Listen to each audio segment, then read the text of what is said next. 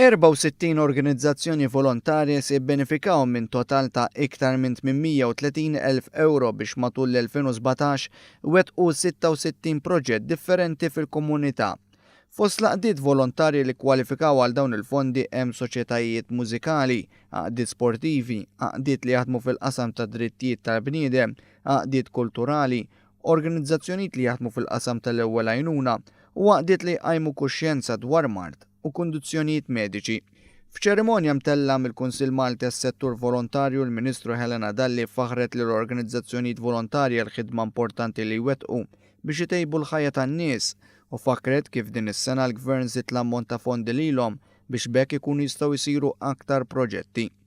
Gvern tenni Dalli li se jkompli jgħin lis-settur volontarju fosthom bil-ftuħ ta' żewġ ċentri oħra għal laqdiet volontarji fir-Rabat u f'Marsaxlok.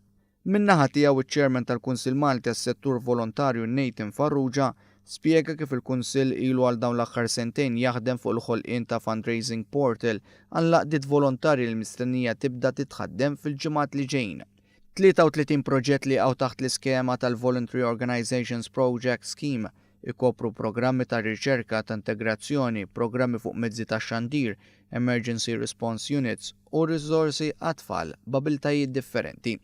Filwaqt li taħt l-iskema tal-Small Initiatives Scheme hemm proġetti li jinkludu ħolqien ta' siti elettroniċi, pubblikazzjoni fuq il-vjolenza domestika, programmi dwar il-mużika u programm ta' tagħlim fuq il-kultura għal persuni b'abiltajiet differenti.